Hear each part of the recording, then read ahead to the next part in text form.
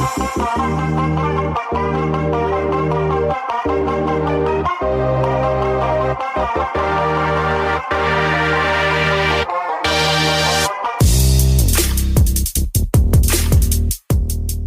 guys, what's up? Welcome back to Filipino Fridays. I am your host, Ojay, along with my co-hosts, Archie, hey! And Archia. And we have a new episode for you guys. We got a lot of good feedback from our first episode, right? Yeah, thank you to everybody who showed us some love. We want to just do a shout out to the non-Filipinos who showed some love. Thank you so much. A lot of you who just tuned in or just enjoy listening to a podcast. You saw that your friends were sharing or listening to it. Thank you so much. And we can't wait to share more episodes for you. So today we got a bit of a heavy topic, but very common topic among Filipino youth, Filipino families, and of course within the Filipino culture, right? Yeah. And trigger warning in advance, there may be some brief mentions of eating disorders, but today's topics are about body shaming and colorism. So we definitely have lots to... I definitely got lots of body, so I'm going to tell you a lot about that. Yo, we family, we all do. We all got body. How about you give us the breakdown? Yes.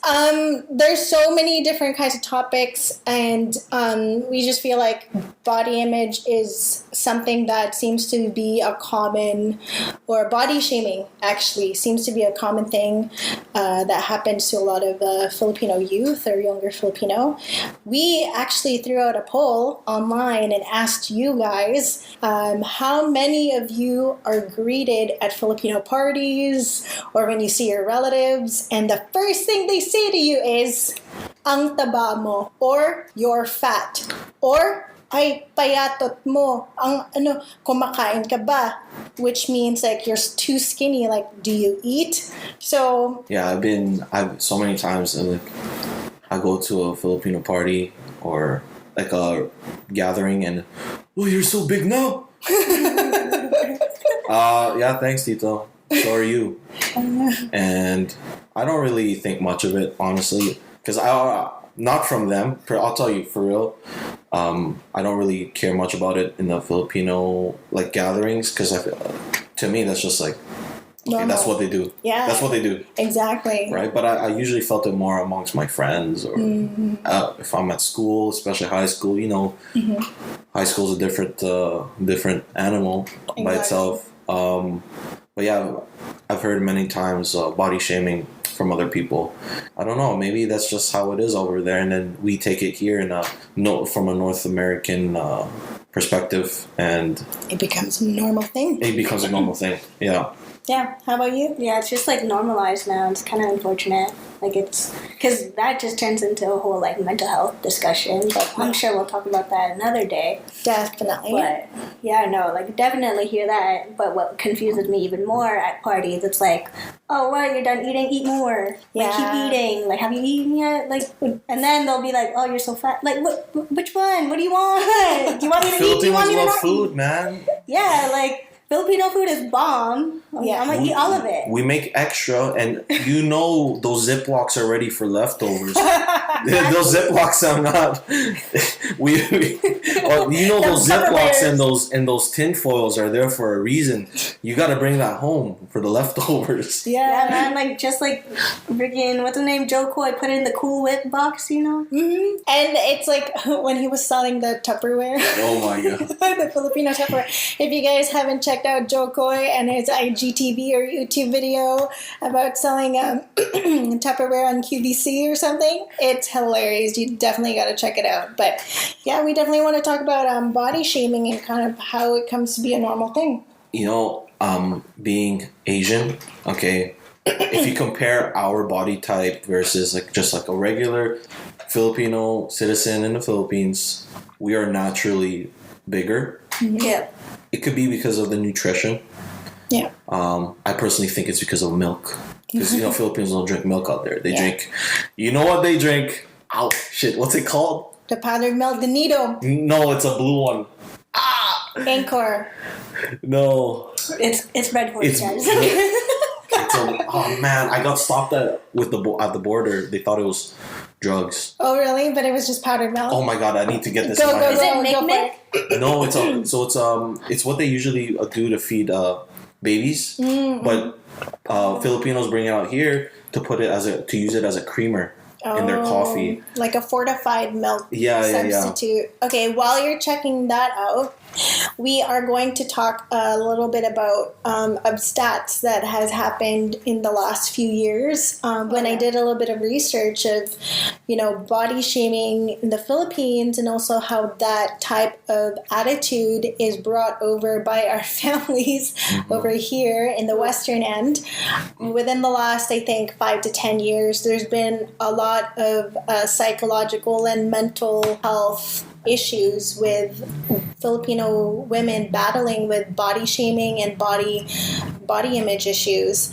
There's never like a content desire of what you look like.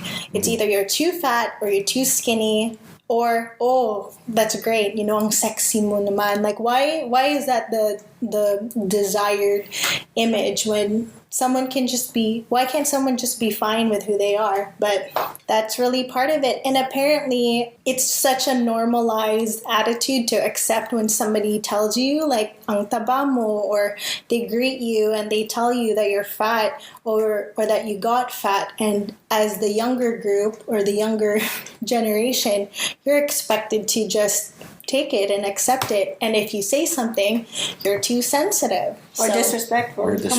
Yeah. Exactly. And then at the same time, like, the more you hear it, the more, like, desensitized you get, too. So I'll share a little bit about my experiences. Over the years, and I used to call them like love pounds or happy pounds, I was my fittest when I first met my husband. And, and then over the years, obviously when you're dating, you eat out a lot or whatever. Over the years, you've met a person that's happy with who you are, and you just accept each other for who you are. And then both of us had gained weight over the years, but I don't know how many times I would have relatives calling me dambuhala. If you don't know what that means, it translates to whale, right? Like in the normal person or normal Canadian, they'd be like, holy, that's so rude. Like somebody goes up to you and be like, wow, you're a whale. But in our language, like, you're supposed to just accept it the way that it is, like that, which is, if you are not careful, like, it breeds self-esteem issues, it creates psychological issues, and then it does affect your mental health. And the older generation is not, I don't know if they're not aware or if they don't care, or maybe they're a little bit ignorant, that it does negatively affect the younger generation, right? Especially for us here, let's be honest, for us who live here in North America, right? Some of our food may have some extra additives in there. Got too much sauce. some noise. Right? Some of our food, has the extra, quote, nutrients / hormones. And so our bodies develop maybe a lot more differently, much more bolder and bigger than how we would naturally be if we were in the Philippines, right? Yeah. Well, this was what I was trying to mention earlier. Like, for them, like a regular person that's not fat here, to them, they're fat. Why do you think they're freaking in the Philippines, large is like a small here? Yeah, right. Sure. So I can never find stuff. I don't even bother buying clothes. I just buy fake wallets. I just buy fake wallets all day, or the fake Yeezys. Yeah, my thing, and full disclosure, my thing was my boobs. I have big boobs. I think it's well known. I can never. Someone gifted me a bra from the Philippines, and then I was like, "Oh, thanks, but no thanks," because it was way too small, and that was what she got me a, quote, extra large in the size. They don't got cup sizes out there. They don't, because they will never. The size, if you go to a normal SM, let's say you go to a normal SM store, a Landmark store, Rustin's, those regular department stores. I am telling you, the largest it goes is like a B something. Like the largest is a B. In comparison to like American size. Yeah, here we can go up to an F, right? Like there's a lot of like plus size bodies here. It's quite normal. That's why you can get, you can shop for a larger cup size. But over there, I was like, what the heck? There's only like, what this all goes up to a B, maybe rarely like a C cup, but that's not even like, it's like a 32C, which is not even close to what I am, but that's like the largest to them, and to them it's like, it's just gonna hide your nipple. That's it. It's just gonna cover your nipple. Like, well, that's not a bra. That's pasties at that point. Come on. But anyways, that's the thing. I can only imagine like the people who are a bit more on the plus size end in the Philippines. Like it must be difficult to find stuff that fits you, and not only that, you are regularly shamed for your size. They must they get shamed for sure out there. Yeah, and we get so for. Man, if you compare the shaming them compared to us, like they got it way worse because they're not as big as us, right? Yeah. I wanted to share some notes of harmful effects of fat shaming or body shaming from Makati Medical Center. And some of the harmful effects are definitely, reduced self-esteem, feelings of shame, right, which would... A person who's usually been shamed probably normally doesn't even feel like that about themselves, but they're made to feel worse about themselves because somebody feels like they are entitled to the opinion to tell somebody that they don't look good because they are bigger than what they're supposed to, quote, be. Obviously, there's stress. It breeds eating disorders. There's a lot of mental health problems that come from that. And then a lot of the times is because of the shame and because of the self-esteem issues that it encourages, they end up actually becoming more obese because they cave in more when it comes to their confidence. Like it breaks down. They unconsciously give in to those labels that was given to them.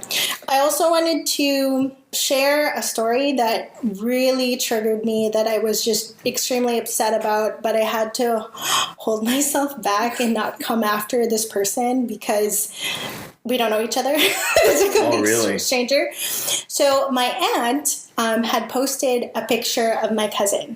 My cousin, she's 13, 14 years old, and she's a tall kid, right? And obviously taller than you? Yeah, she's even though she's younger than me, she's much taller, and she comes from tall parents. So it makes, it makes sense. And, naturally, as you're growing, developing body, like maybe you'll have some like baby fat or whatever right before you hit like puberty, right? So her mom posted a picture of her in like tennis lessons, and somebody had the audacity to be like, oh, your daughter is getting chubby, or ay, tumataba na si Andrea. And I was like, oh my God, this girl is 13 years old. And how old was the person commenting? She's like probably like 40s, 50s. And it's like, are you serious? Like, this kid is just going, like, probably just starting puberty. Like, but yeah, man, that's tough. It pissed me off so much because nowadays in the age of social media, especially, like body image is so distorted. And so, like, let's be honest, like, I know she has Instagram, my little cousin. There's a lot of younger Filipinos out there that have Instagram, and like, especially with body image being so much more distorted in social media today, like, how much more when some like freaking stranger comes out and tells you like, hey, you're fat and you're getting fat, to a 13-year-old. Like, that's bullying. that's literally like up. Cyberbullying. I had to keep myself from like, who are Is you? that person a relative too? No, okay. She's not. She's just like some acquaintance of my aunt's in her friends list. And then I told my sister, I was like, did you see what that lady said? But because I don't know her, she's gonna be like, who's this stranger coming after me? Like, I don't know you. But I would be like, if I was there and I'm like in front of her, I'd be like, how dare you? Like, this girl is 13 years old, and you are already making her feel like she has to be stick thin at her age. She's a developing child. 13. Not even a woman, like considered a woman yet, and you're already like, that's messed up. I don't know. So, But she doesn't know any better, right? Does she? The older lady? I don't know. No, but like you said, all these titas and titos that be saying that all the time, do they know what? Here's the thing. Our culture has been built in a way where it's a one-sided thing, right? So they can say stuff like this, but you as a younger person is not allowed to talk back, and you're not allowed to say like, hey, by the way, that is rude. Like, you are a rude ass, and that is wrong, and you don't know how harmful that is that you're saying. And if you say that to them, they'll say, bastos mo. Or like, how dare you speak back to me? And like, don't you know your place? Like, you should be honorable, right? As the younger person. But like, I know. It is harmful. By the way, I gotta mention, if you guys wanted to check this out, and Leah Salonga actually tweeted about this.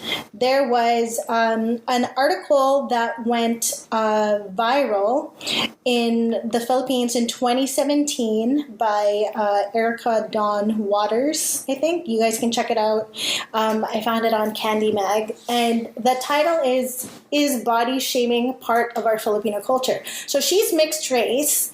She's half American, half Filipino, and she even like spent some years in the Philippines. And then after a 14-hour flight, she gets there, and the first thing somebody says is like, "Ang taba mo," or "You're fat." It's like, it's like, hi, like, what's your name? I had this experience, and I think some of you guys saw this story that I posted, where I went home in earlier this year for my grandma's funeral. And usually for our traditions is there's like a week-long vigil or a wake, right? So people come and visit, they pay their respects. And I kid you not, somebody, I don't even know who she is. I don't know her at all.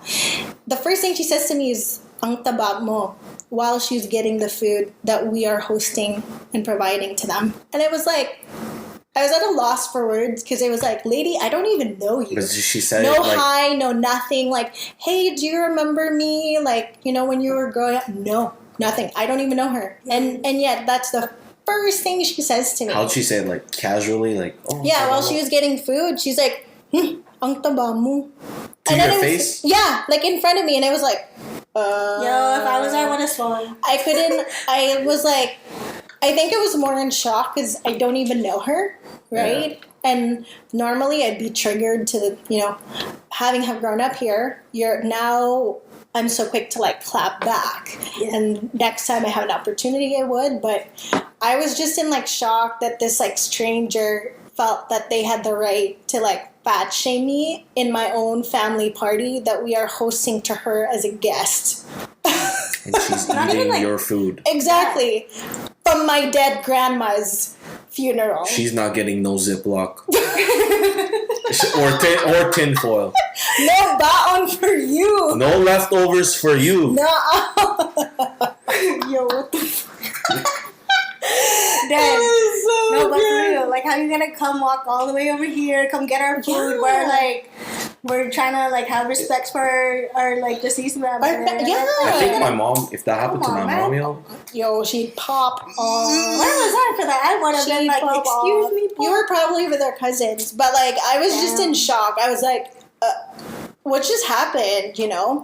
So the fact that, but that's the thing, that is a normal occurrence for many other younger Filipinos out there. A lot of the polls that we have, and I don't know if it's like a generational thing, but I've never. I think it is. Yeah, I've never heard stories of my aunts being like body shamed.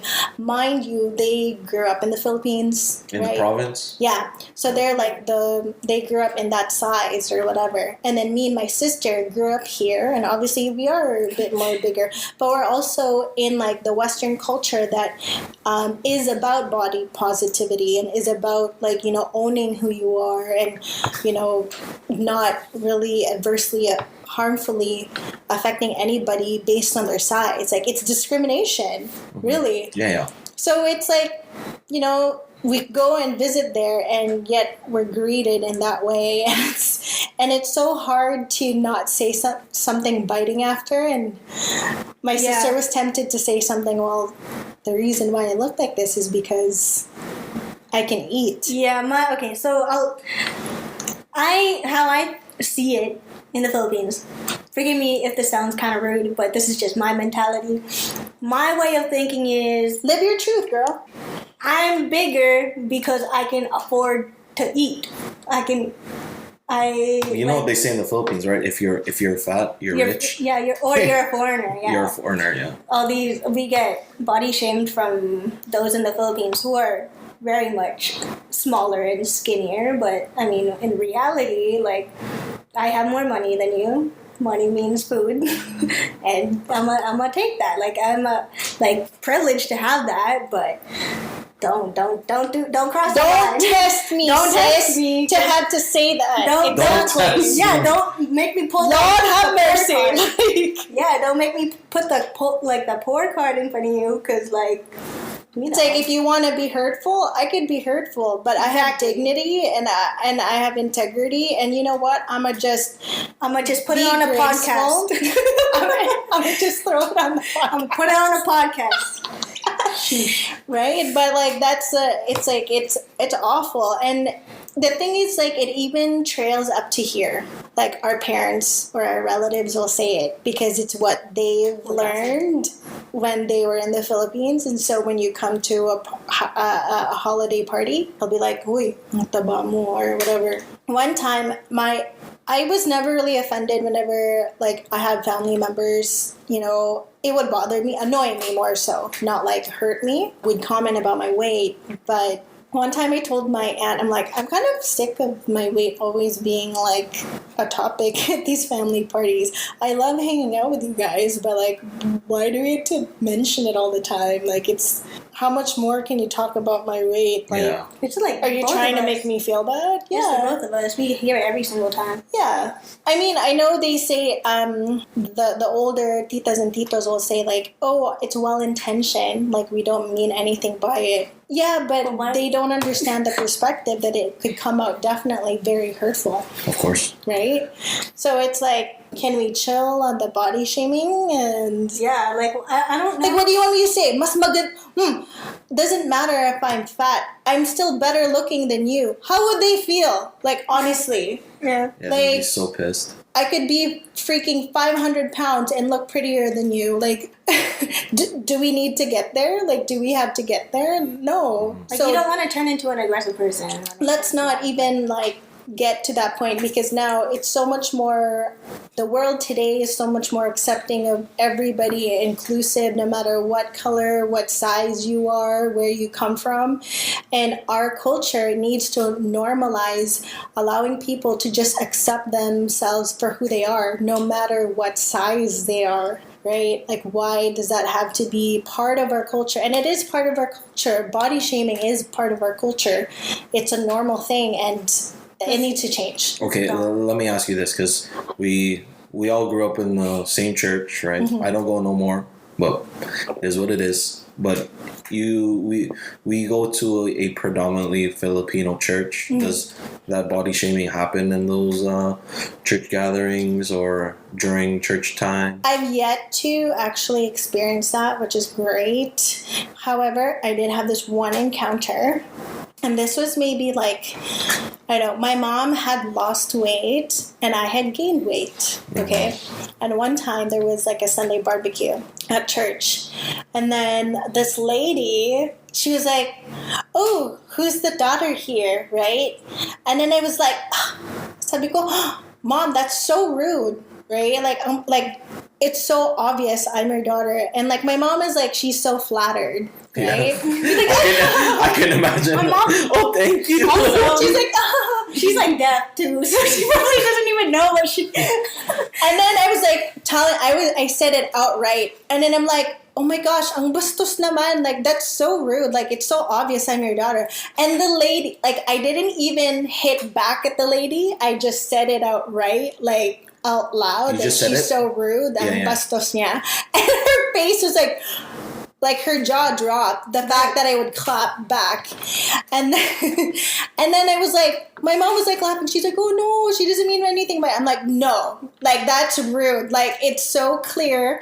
I'm younger and I'm your daughter. And then fine, she's giving you a compliment at my like expense. Yeah. Like, what is that? And like, I think she was shocked because it was like the first time a younger person Talk to her like that. Yeah, I didn't even like talk back at her. I just like said it outright that her attitude was so poor. Like, oh, ang bastos mo. Like, that's ang bastos naman. Like, that's so rude. Who says that? And then the fact that I even said it outright, and it wasn't even directed like at her. It's just me just acknowledging how flippin' rude it was. That took her aback, and it was like, lady, I wouldn't say this at all if you just like didn't have. Yeah.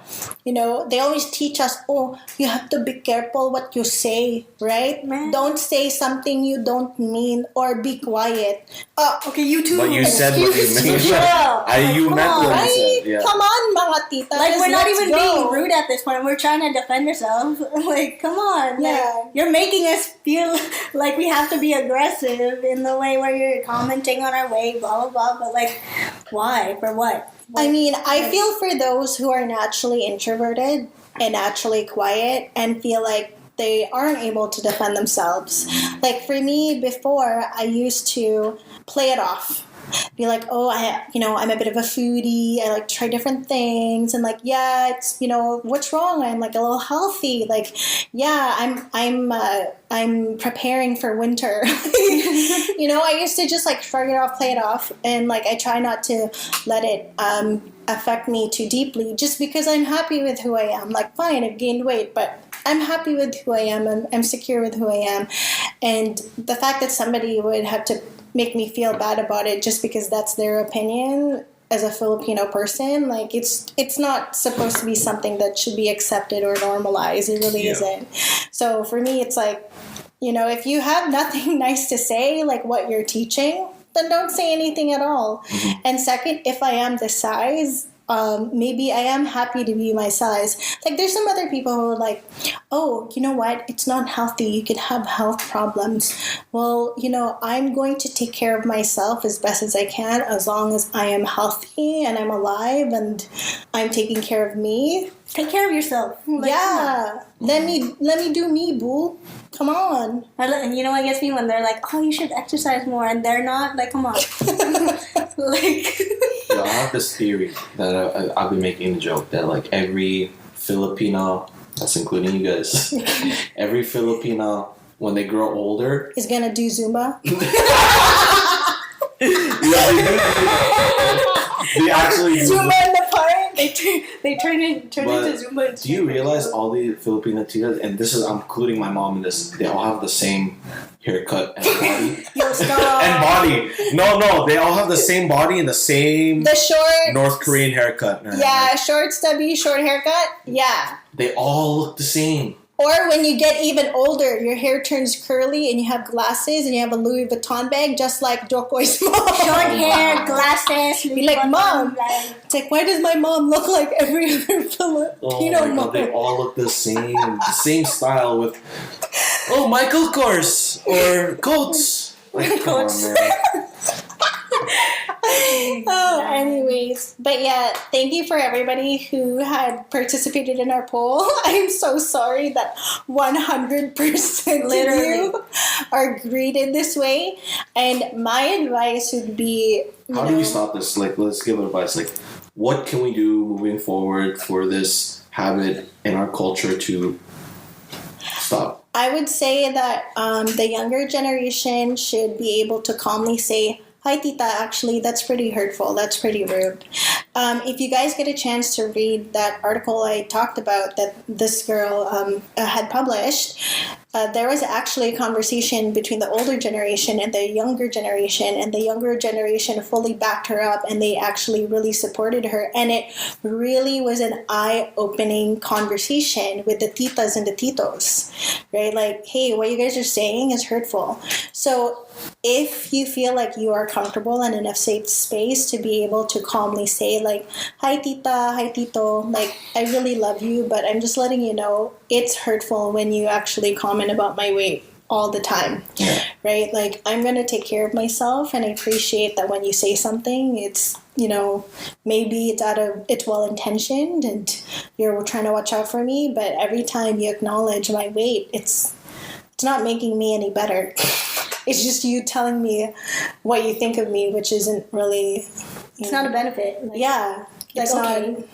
That's a very holistic approach. I like that. Like, you know, there's some cases where, like, you receive, like, wisdom and stories from, like, the older generation, the titas and the titos. But that does not benefit your life or bring your life to the next quality, higher quality. Mm-hmm. It doesn't. It's just telling you, and really behind it, it's the intention to almost, like, make you feel worse about yourself. You know, a special circumstance, it could really negatively and harmfully affect someone. Like, it could really turn them into a dark place, or put them in a dark place, put them into depression, and encourage eating disorders. And we should really just be more aware about helping each other out, taking care of each other, and watching out that each other is healthy physically and mentally. I feel like mental is more important at that point. Yeah. Actually, mental health is what we'll cover in a future episode. There is so much about it that's so important. You know, it's stigmatized. There's some cases of it where it's taboo even to talk about within the Filipino culture, within the Filipino generations and families. Mm-hmm. So that's definitely something that we're going to cover. Studies have shown, for whoever had provided responses, and I'll share a link one day, that Filipino Americans have been discovered to be more depressed than their regular white American counterparts. Okay, we can touch about that. Yeah. But you know what? We're going to switch gears here, right? We're going to hit the heavy topics today. Sorry, we're a little bit serious. We'll throw in some happy Don't worry moments. if it's serious. I'm here. We got I'm here, Ojay. ladies. For sure. We're going to switch over to colorism. Oh, wow. Now, for some of you out there who may be non-Filipino and are not familiar with colorism, and especially if you know more of the fair complexion, you may not have ever faced this, but colorism is a discrimination based on the color of your skin. Really, it is. And it's very prevalent among the Filipino culture. And Ojay here is going to talk a little bit more about skin whitening and how that industry has affected our culture. And why don't you talk a little bit about that? Okay, so I'm gonna hit some people with the history here. Okay, so for those who might not know, there are different types of colors of Filipinos, right? They're the really white ones, which are the descendants of the Spaniards. Mm-hmm. You don't really see them because they're like the most elite of the elite. Then you got the mestizos. Then you got the regular Filipinos that are our color, the regular ones that you see on the streets. The native color. The native color. But I'll go even more native than that. The native, the black ones. Mm-hmm. The Ita people, the negritos. Those are the true colors. Ones. They're the real Austronesian ones. And you know those people, the darker skinned Filipinos, the Ita people, they actually get discriminated against a lot in the Philippines for not being natural color like us. Yeah. That's why you don't really see them in the city. They don't even bother to go to the city. They just stay in the mountains. Yeah. And then they receive government help. They send sacks of rice and stuff like that. Even their own fellow Filipinos have discriminated them to a point that they're actually, isolated from the rest of the world, pretty much. Yeah, of the Philippines. Yeah, and to that, like, I feel the colorism issue in the Philippines has slowly gone more worse and worse with social media, with all the movies and magazines and other Asian, East Asian or Southeast Asian beauty propaganda that promotes fairer or lighter skin. Right? That's why most of the Filipino stars in the Philippines are half, or they look mixed. They're mixed, or they're just not born fair skin. Or there's even some that were born native Filipino brown skin color, all that melanin, and they actually have done procedures to lighten their skin, right? And once they got that shmoney, they bleach their skin. They bleach their skin with this soap, or they take this pill that thins their blood, because it's the blood that makes you dark, cells. Right? Yeah. So they take this pill to thin out your blood cells, and it makes you more lighter. Or at least when you have good lighting in a picture, it makes you more lighter. And I find it so disheartening that you can see the before and after. Yeah, the before and after, and you see the difference in like there's sort of like this caste system, this invisible caste system in the Philippines that, you know, there's you're ugly because you're dark, or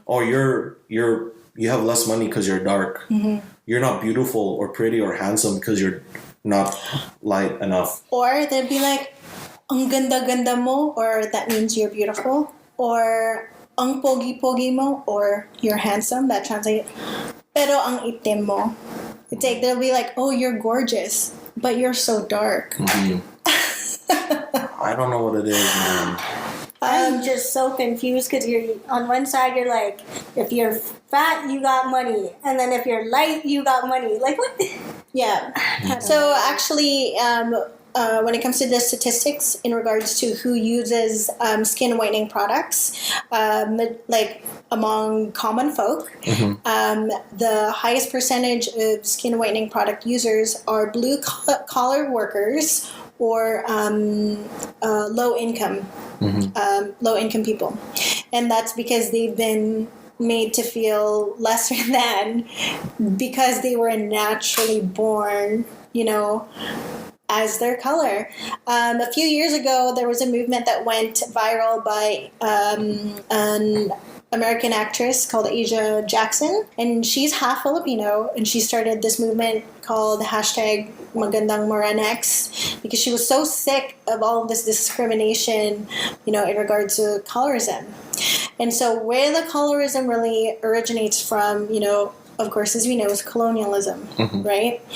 And if you guys have a chance, if you're ever interested, there was this paper that I found in like Virginia University where they talk about colonialism's role in the success of the Filipino skin whitening industry. And I just wanted to share a footnote where, you know, colonial mentality causes a serious impact on Filipino psychological well-being, as this mindset damages ethnic identity and collective self-esteem of Filipinos, as well as other post-colonial ethnicities. So to elaborate, colonial mentality causes Filipinos to have a lack of pride in their native ethnicity or culture. Can you imagine being born, like having that ingrained in you? Hey, you're dark. Ang itim naman ng anak mo. You know, there's this account I follow, Tagalog with Kirby, and the Tagalog Project, I think. And she has a daughter. Her daughter's half black, half Filipino. And there are these random strangers who would comment on her daughter's like 4 years old. What's up with people commenting on kids? Yeah, and like it's not like the kid can control her color, but can you imagine having to adversely affect her that one day she wants to bleach her skin? She has no pride in who she is and what her color is, and you know, that's what we are born with. And she's gonna have an even more tougher time when she grows up and starts to slowly understand what's being said behind her back or to her face. It's going to affect her. Yeah.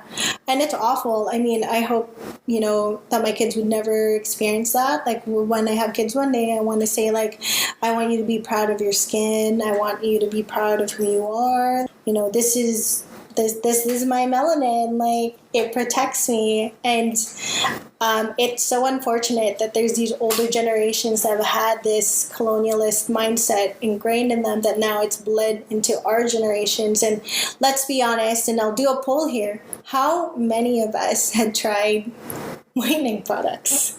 Right? Not me. Not you? Nah, maybe never. more so for the women. I think it's for the women. Yeah, because it's this. Come on, beauty man. Look at standard. Vice Ganda, man. That guy is dark. Ilocano, baby. But now he's a bit lighter, actually. He is a little lighter. He's lighter now. Have you ever used any skin whitening products, Richie? Well, yeah, in the Philippines, because there was nothing else to use at one time. Yeah, that's true. Okay, do you consider skin whitening products just like those moisturizer, like, you know, like I feel like Korean products are really popular out there. Mm-hmm. So they're like gold for the gold standard for Filipinos. Yeah, like, yeah, for sure. Oh, Korean writing. Oh, that must be so expensive, right? Yeah. Actually, there is a video, I think it was Vice or somewhere on YouTube, where somebody had done, they had come with somebody to a skin whitening injection session. Oh my god. Because she's trying to, through your blood cells. Like, That's okay. She's trying to, and it was a Bello. It was a Dr. Vicky Bello, and that's a famous, cosmetic surgery doctor. Yeah, and she's actually Chinese. She's Filipino Chinese. Yeah, and the journalist followed her to that session. Yeah, I saw it. And it came down where they did a deep dive even further, and for the ones who are poor or low income, they're just grabbing whatever chemical that quote whitens you, like dangerous chemicals that are poisonous, from like the Sari store. Yeah, it's like a soap, right? Yeah. They rub it. Yeah. But it's full of like dangerous chemicals and it's poisonous to your body, and they're doing it just so that they could get lighter. You know what sucks about that though? Because those products are actually sanctioned by the Filipino government they're banned. Yeah. They're banned. But they somehow make it through our streets. Philippines FDA try to control the policies regarding that. However, there's always the third-party corporations that affect those decision making and allow, because the beauty industry in general is like, multi-billion-dollar industry. So, let alone, you bring it down, you narrow it down to skin whitening. That in itself is like a gold mine. But you know what makes me wonder sometimes, and like maybe it's out of a place of privilege, and these like halfer celebrities, or even some that are fully, full-born Filipinos. I wonder if they've ever thought to themselves like, hey, I'm endorsing this. And it's been in that paper, it actually shares how people are more receptive to the commercial brand endorsements rather than the health effects of the skin whitening products. They'd be like, oh, Liza Soberano's using it. I want to look like it. I wonder if it's ever come across in their minds, and I know they probably had thought about it, but shmoney speaks, so you never say no to an opportunity that, hey, what I'm endorsing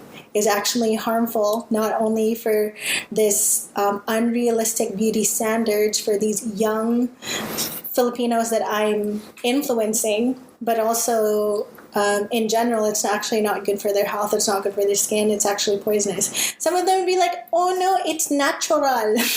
Put some papaya sauce. I was actually just about to say that. The papaya sauce. I just say that, like, unless you're born, the way that you are, it's like, if it's something that you should not control, like, that's something that you should be happy that you're born and blessed with.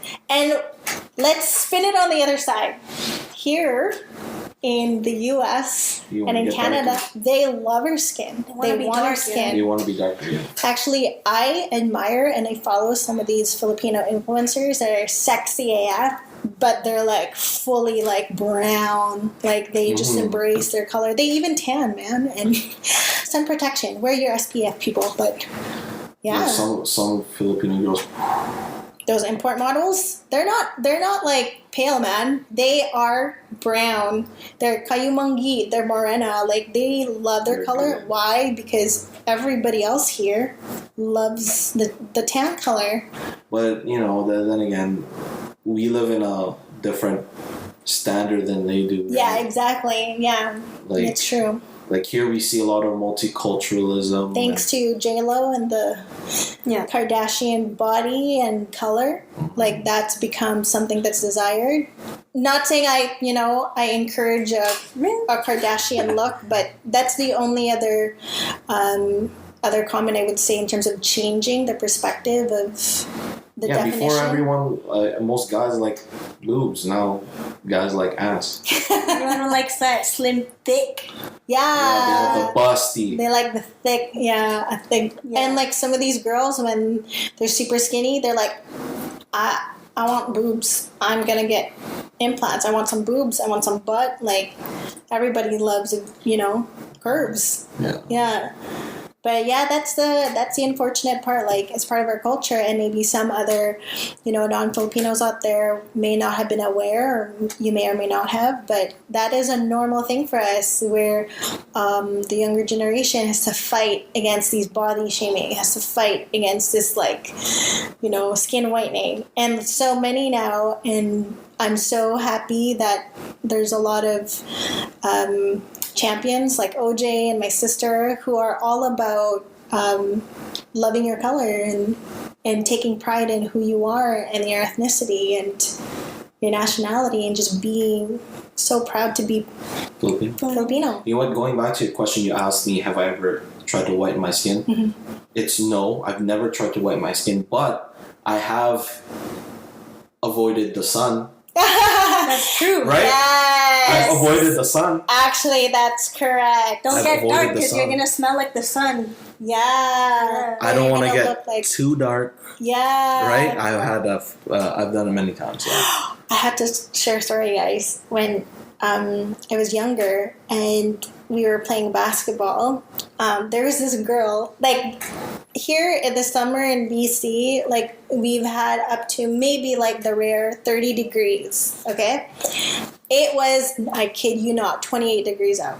And we're playing outdoors basketball, and she is covered head to toe.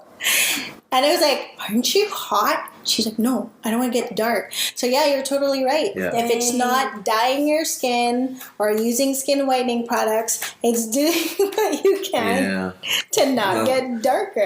Man, I get sold because I used to play baseball, right? And I'm out in the sun like nonstop, and I try to avoid the sun, but I don't want to get the weird tan line. But I've avoided the sun too because I don't want to get too dark. I think that's also part of the colorism mentality. Thing. Yeah. For myself, I would say I have used skin whitening products. Like when soaps or the pills or. I've been tempted to go for the pills, but no, mine was mostly cosmetic, like powders, like makeup powders, and skincare. So this started. So I remember when I was probably around 12, 13. I went back to the Philippines to visit. And then I was like, oh my gosh, I want to go shopping and buy all these, like, Kikai kit, like you guys know, the stuff to beautify oneself. And a lot of what's really popular is this, like, Pond's, like, face powder. Oh. But unlike here, where there's different shades, there's only 3. Yellow, white, and whiter. And it was like, okay, I'll use the white one. And I loved the smell. So I was like 13, 14. I was already like, dabbling in makeup stuff. And that was it. Like, that's all I had. And it was weird because... Did it work? No, it's not that it was whitening me. It's like, I'm tan, but it was trying to make me, like, powdering myself with a whiter powder to make myself look whiter, which makes me look weird because... You're looking like a clown now. Yeah. So the powder would stay on? Yeah, but what's the thing is, it's so normal for if you see whenever you go back to the Philippines, right? The makeup. The a lot of like the ladies in the malls, they're darker, but their faces are like so powdered on. Look at flight attendant, the Filipino flight attendants. They do that. They always have the same type of makeup, right? It's I don't know the names, but it's really white. They put the base. I think is it not that or whatever it is. The base is all white, and then the super super red blush and lipstick. Yeah. And then they freaking darken the eyebrows. The harshest dark outline on the brows. Yeah. They try and the orange. They try to look the lip liner. They try to look more white, right? Yeah. Which is like, and then at one point, so I came home, I had decided to try the Aveeno skin brightening. Not gonna lie, guys, it works. It actually whitens you. Yeah, so the thing is, it whitened me so much that my grandma was like, let's take a picture of you. We did a little photo shoot because my skin, I was 14? We did a little photo shoot because my skin was now like this whole white, canvas. But the thing is, the rest of my body is dark. It's still brown. You don't remember this because you're much younger. Yeah. But that was like my foray into a distorted like beauty expectation. And then afterwards, I feel like my skin started fighting back because they started getting dry patches. And then I had to stop using it. Obviously, you go through puberty, and then my skin started like really, it just didn't like, it was just fighting it. And actually, subconsciously, it's kind of cool that your skin's reclaiming its color. You're like, stop. And then as I got older, and when skincare became a more important thing, like I used to value like these brightening / whitening, ingredients from Japanese or Korean skincare. Mm-hmm. And then now it's like, no, I'm gonna just use products that is good for my skin, right? I'm not going to go for that benefit because I want to take care of my skin and I don't want to shock it into something that it's not, because that's not what it's meant to be. Sorry, Archie, I think we like talk so much. What are your thoughts? To well, honestly, like I didn't really my skin wasn't too much of a big deal for me. I also think it was because I'm just like a kid. Like I don't really think about it, like about my own skin. I only really got into whole like self-care, like skin routine stuff like recently. Yeah. So yeah, there was that. I was always playing outside, getting darker. Like you never had issues. Yeah, it wasn't really a big thing for me, to be honest. So I only started noticing like this colorism, like being white is preferred, like when I started going back to the Philippines more often when I got older, and I spend more time in the Philippines, especially by myself. Mm-hmm. And I like observe pretty much like I lived there, right, for a whole month by myself. And that's when I started noticing like, okay, there's a certain beauty standard of how you need to look. Mm-hmm. Yeah. Right? I think I noticed that part, the whole standard part, like not this past February when we went to the Philippines, but the trip before that. I think that's when it really got to me more. Because growing up, I wasn't a fan of going to the Philippines. I hated them.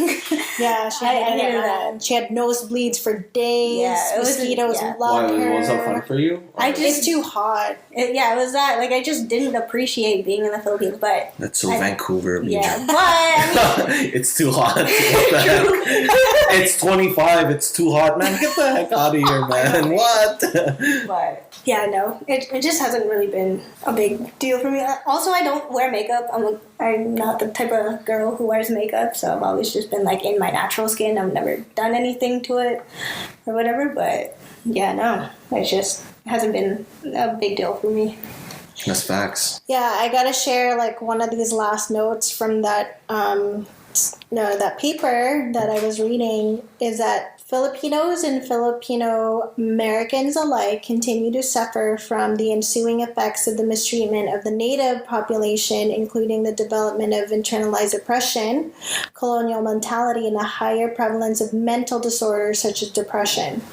So these psychological consequences result in the mounting popularity of the skin whitening industry. As Filipinos associate a lighter complexion with positive characteristics and darker skin with opposite. So if you're lighter and you're skinny, you're rich and you have status and you're healthy. You're going to succeed. Yeah, and you have more opportunities open to you, which is why people dye their skin or they do skin whitening, bleach their skin, because that's what their belief is. That's what I was saying, the invisible caste system. Yeah, exactly. Yeah. And it's created this mentality that you're more inferior if you're darker and have a bit more weight. Like, come on. It's just the odds are totally against you based on this old colonial mindset. Yeah. Well, look at, it's so funny. I know this gay coworker of mine. Mm-hmm. Okay. He loves beauty pageants. So I was like, oh, so do you know Miss Universe? He's like, this year Philippines won. He's like, yeah, but she's not really Filipino. Oh. She's half. Yeah, she's half Australian, half Filipino. Exactly. And then I looked at it, I was like, oh my God. All the past 20 at least, they're all half. Yep. Oh, like the Filipina pageant winners? Yeah, they're all half. I don't remember. We haven't had a pure Filipina model in years. Even look it up. It's all half. They're all half. The beauty standards. I mean, yeah, they grew up in the Philippines. They speak Bisaya or Tagalog, but they're all half. And then Catriona Gray is half Australian, half Filipino, and she's hot. Yeah, Pia Wurtzbach is half German. I mean, even their last names in itself, you can tell they got white dads. Major Venus Raj. Yeah. She's half Indian, half Filipino. She's half Indian, exactly. Who else? Yeah, I think Margie Moran is. They're all half, man. That's what I'm saying. Mm-hmm. The James Reid half. Liza Soberano half. Yeah. Right? All of them artistas are just half. Well, I gotta say, Kath Neal, you are my sister. That's her favorite. No, Daniel's not full though. He is. That fake, okay. Wait, no, his mom, I think, has has a mix of something, but him and his dad is full. I know for his sure. dad's full, yeah. But his siblings, I think, are. You can see in his face that it's chiseled, right? It's more. He has more definition than the regular Filipino. Yeah, he's not like a traditional Filipino look, right? Not even when it comes to the eyes, right? Yeah. I know that's an attribute from his dad, but even when it comes to his eyes, Catherine. She's full, I think. She's full. Sure. That's why I'm so happy about. But what I don't like is I think she's also lightened up through the years. When that's the thing, the show business industry in the Philippines have also, because TV and movies are so highly influential to the mass Filipino audience. The industry has set up this influence where when you're mixed or when you're lighter, when you look like something else other than natural Filipino, it's to be admired, it's to be desired. Well, this goes also to all African Americans. Yeah. The dark black people don't really like light skins, like the Chris Browns and the Steph Currys. Oh, really? Yeah.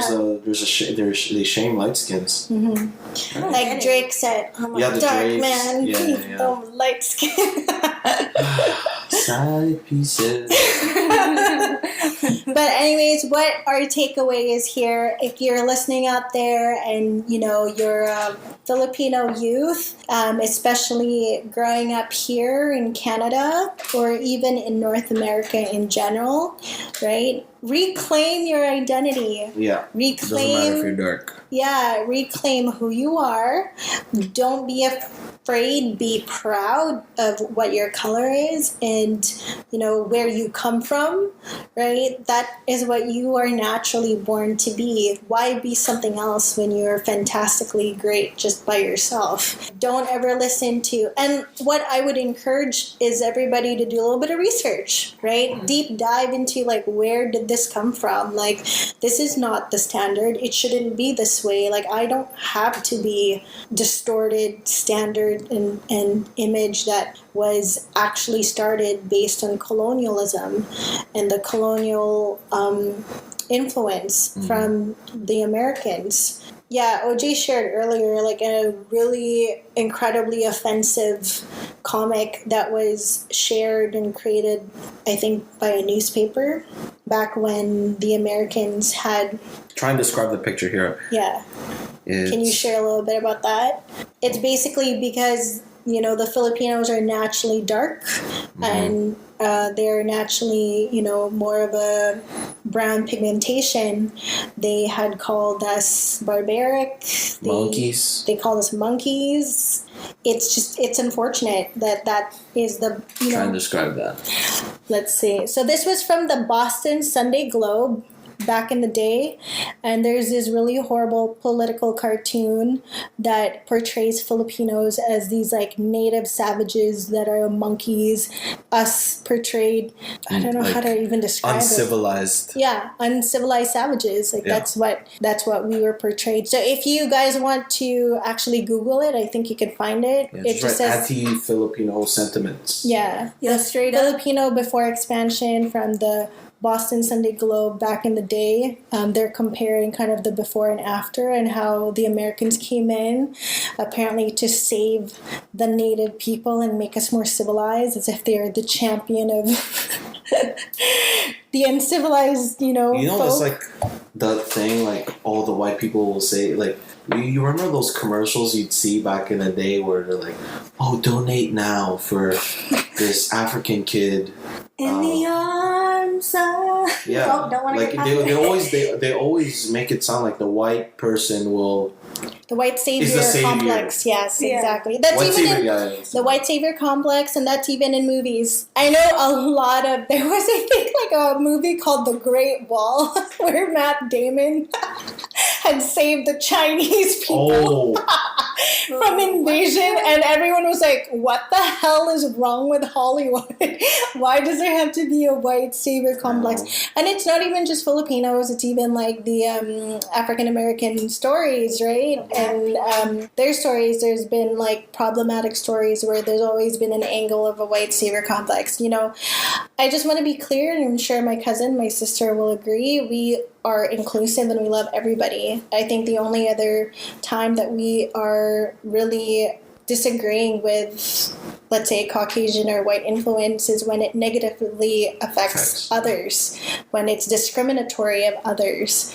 So, but other than that, we got lots of love, for all our white friends. Yeah, man. I taste the rainbow, ladies. I don't discriminate. Love every color, every shade. I love everything. I used to have this fetish. Yeah. For fat girls. Really? The BBWs or the PAWGs. Because they need love too. Yeah, we got hella acronyms here, yo. They need love too, man. Like, you don't know what that is? Go look it up. Yeah, search it up. Yeah. But I know this is off topic, but it's facts. Like, so most big girls don't have that much, self-esteem, and that's why I'm there. I'm available. Dang. I have a girlfriend though. Mm-hmm. Yeah. So he's taken. He's locked down and taken. Yeah, I'm locked down. He's by your side though. Yeah, but feel free to fangirl over him, girls. Like your socials down below. Yeah. I might make a fake Instagram account like Bretman, a plant account. Hit him up, shoot your shot. Anyways, thank you so much, guys, for joining us. It is a little bit serious today because we covered topics like, problematic issues regarding body shaming, body image issues in the Filipino culture, and colorism and discrimination of color, even our fellow Filipinos, right? Let's be honest, guys, we're all different shades, and especially like there's some that are mixed up, either with Spanish or half Caucasian or half Chinese, and then down to, the Itas and the Negritos, and over to like the regular Kayumangis and the Morenas, and we're all different shades of brown, or we're all different shades, like maybe lighter or darker of the spectrum, but our identity is still Filipino. We should really just embrace who we are and where we come from, and really practice a bit more kindness and love to each other, because even more so now, more than ever, it's important for us to reclaim our identity, be an ally for others, just like the Black community, and really stand up for who we are. Some of us out there may have grown up looking brown but felt white in the inside. And so we want to be able to share our culture, open up, your eyes, and also provide some awareness of some issues that are actually common in our culture. So we hope that you're able to, connect with that, and let us know if you guys have any topics that you want us to cover. We got some coming up, right? Hit us up on the Instagram. Let us know what you guys want us to talk about. Send us a DM. We definitely want to cover kind of cultural appropriation of Filipino culture. There's also appropriation of the indigenous Filipino culture, and we'll talk about that in more depth later. We're going to talk about food through our identity through food. It's like that's going to be a really fun topic. We're going to talk about the Filipinx identity. I think that might be really interesting for some of you. What else? Oh, dating and relationships, like the exoticism, getting with a Filipino man or woman. So yeah, lots of fun stuff for you guys. Toxic traits, again, that we'll cover. So stay tuned for that. But we're going to switch to something fun. We always got to end with something fun at the end of the day. And so we are going to throw it out there, and you guys can share it with us. What is your favorite OPM songs or OPM jams? Archia, Ojay? Mine will forever be, it's like my number one karaoke song, or used to be, Ulan. Oh, yeah! By Regine Velasquez? Yes, Regine Velasquez. I used to Velasquez. sing that song in the house every single day. That was my song. Na, na, Give na, us a snippet. na, na, Yo, we gonna get copyrighted, so we can't. No, you can do a cover. Come on. Drop it right now. Let's go. Nah, yo. Na, na, na, 6-year-old na, me na, needs to na. pull out the magic sing. But She was a judge on the Philippine Idol, right? Yeah. She was with James Reid and Vice Ganda and Moira De La Torre. I love her music too, but OPM wise, Ulan. And you know what? We want to talk about a little bit about Filipino music one day too. I think that's going to be really fun. It'll be good. There's actually some backlash on that too. Like I'll talk about that if ever we get to. All right, how about you, Ojay? Mine would be. Do you have a favorite OPM jam or some OPM jams? Yeah, it's called "Bakit Ba Ikaw" by Michael Pangilinan. What? I don't even know. You don't know it? But Michael Pangilinan, I gotta say, damn. Well, no, man. He only looked good when he started. I also know when he started shaving his head, he looks more manly. Like he started getting like a cut, like what the what the Filipinos out here get, that. The cut. The Filipino hair, that Bay Area Filipino dude. You guys know, y'all know, we got that Filipino look. You don't know that song? Yo, you gotta play that. You gotta play it. I love his voice. Bakit ba ikaw ang naiisip ko at di na mawala pa? Okay. Kahit na alam ko na ang puso mo. That's all you get, ladies. I can hear swoons. I'm trying to keep myself. Wow, yo, watch it. It's good. It's got like almost chill. 200 million views on the, the Wish Bus. Yeah? Yeah, it's on there. Yo, listen to it. It's fire. I will. I love his like cover of Week too. Yeah. I wouldn't say it's go-to, but it's been my recent favorites over the years, and my sister knows. And I was like, oh my god, I love this song so much. It has nothing to do with my wedding, but I want it in it. I never played it. Dati by Sam Concepcion and Tippy Dos Santos. Guys, if you are a 90s baby like me and y'all love the early 2000s pop sound, that is so fun, and like it's just even the lyrics are so nostalgic. It's so cute. It's a cute song. Yeah, I can hear it in my head. Oh, whoa, whoa, whoa, like that. But my go-to karaoke. Bakit pa nakilala? Bakit pa just sa Saragossa? It's like so extra and dramatic, and like those like really depressing Filipino ballads. Yeah. Yeah, that was my go-to karaoke song, because it's literally the same notes over and over and over. Yeah, tan tan na 92. Yo, not high enough. Let's go. Yeah. Oh my gosh, guys! One day maybe we'll do an IG live at some magic sing. Eh? Okay. Yeah, if we get the numbers up, well, I'll do an IG live for everyone, boys and girls. Oh dang! For the whole Kamabaya. So we're gonna throw out this when this goes live on IG, guys. Share and tell us your favorite OPM song or some of your favorite OPM jams. If you guys don't know, for the non-Filipinos out there, OPM stands for Original Filipino Music. Mm-hmm. Filipino. Well, it's not OFM, but yeah, Original Filipino Music. Yeah. A lot of it ranges. It used to be, and back in the day, I would say maybe a good 10 years ago, like OPM was like weak with the younger folks, because like it was all that boring, like it's the same sound. It's always like ballads, and there wasn't like anything original. And then James Reid came through. It's fine. In the podcast. No. James Reid. I know I'm married to a different James. Yo, he's single. You know that? I'm married.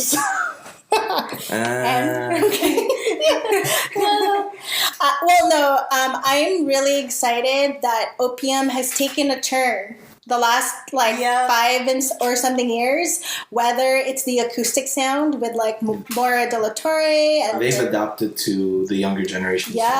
And then now the more like hip hop, trap, like lo-fi with the James Reid crew, right? I'm so happy that our music with our Filipino lyrics is like the sound has really changed, and there's something that's more universally accepted. Yeah. Like some of us listen to like K-pop.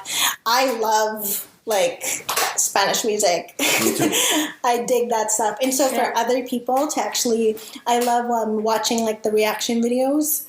Same. Of like non-Filipinos watching Filipino music. They like love it. Especially when it's those ASAP videos and the divas are like, they just like freak out. So I love it. So yeah, I think that's it for today. Thank you so much for joining us. Catch us on the next episode and let us know. And don't forget to follow Filipino Fridays podcast. DM us, DM us with any feedback, any suggestions, any topics you want covered. And I'm open to some hate comments too. Sure. Yeah, man. Not everybody can be happy. Yeah, not everyone is gonna love it, and maybe some of you might disagree, and that's okay. We're just open to everything. We just want to share our culture. If you want to touch some topics that might be problematic for some of the younger folks out there, we want to be here as somebody you can relate to, and maybe share some of our stories that you can connect with. And yeah, Catch us on Insta. We're on Spotify, and we're actually going to be in other streaming platforms coming to you. So watch out for that. So thank you so much for joining. I'm Archie. I'm Archia. I'm Ojay. Let's get it. Peace. Woo! Salamat.